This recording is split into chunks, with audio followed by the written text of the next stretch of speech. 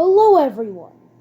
Today we'll be looking into Sita's character again in the analysis of the Ramayana characters. Let us begin.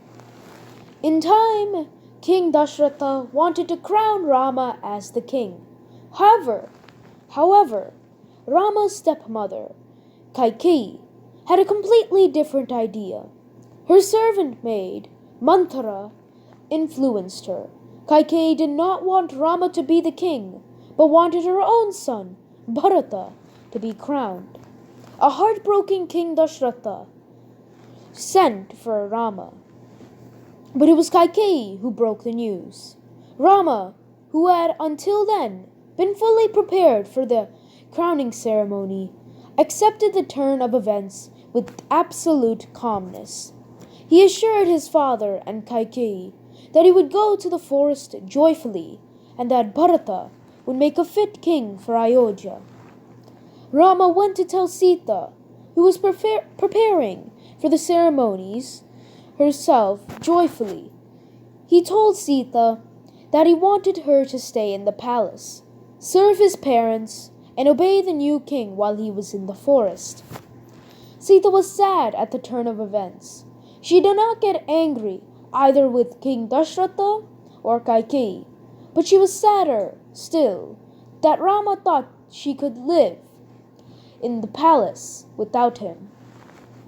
She said that a wife's first duty was to share her husband's life, whether in prosperity or in distress. "My place is with you. My parents have taught me well about a wife's dharma," she said, when Rama protested that she might be unable to bear the hardships of life in a forest, and that 14 years were a very long time. Sita did not accept it. She said, "My Ayodhya is where you are, whether it is in the forest or in the city. I cannot bear to be without you. The comforts of this palace mean nothing to me when I am apart from you. I will enjoy the simplicity of life in a forest. Don't worry about me. Let me come with you." Seeing Sita's determination and understanding her loyalty and devotion as a wife, Rama agreed to let her accompany him to the forest.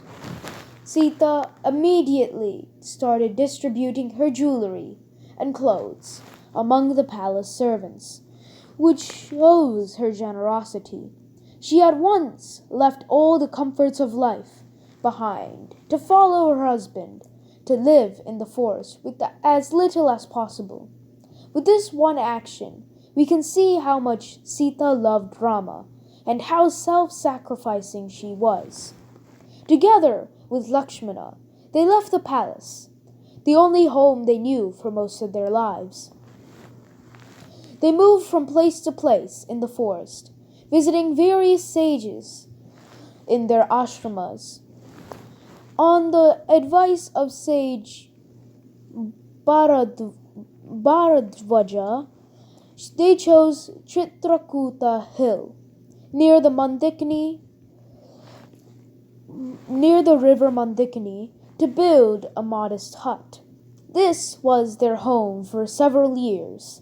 Sita loved the simple, natural beauty of the place. She picked lotuses, made garlands for puja, played with the animals and birds, and took care of Rama and Lakshmana. Having been brought up as a princess, Sita, who had never cooked before, now cooked gladly for them every day for every meal, and she did it all gladly. But Sita was an intelligent partner to her husband as well. When Rama decided to help the sages in the forest by killing the Rakshasas who were disturbing their yajnas, Sita questioned him. She asked Rama with all humility if it was right that he should even kill the Rakshasas. She said, "Lord, you are a great man and righteous too. Sometimes even great people make small mistakes. Is it right that you punish those who have not harmed us? I do not preach to you. I love and respect you and desire that what we do is righteous." Rama congratulated Sita for her frankness. He said that as a prince, he should protect the sages and help them in pursuing their religious duties. During their journeys in the forest of central India, Rama and Sita met a sage, Atri, and his noble wife Anasuya, who welcomed Sita as her daughter. After hearing Sita's story, she complimented Sita for her devotion to Rama. She said that it was common for women to honor their husbands during good times, but to abandon the man during bad times. She said that women who are always true to their husbands attain great merit and will be known forever for their virtue. Anasuya then gifted Sita with costly clothes and jewels. Sita accepted the gifts with grace, and Rama was happy to see his wife dressed beautifully. They left sage Atri and his wife feeling blessed by their divine company. Let's continue Sita's story in our next recording. Thank you all for listening. Jai Shri Manara.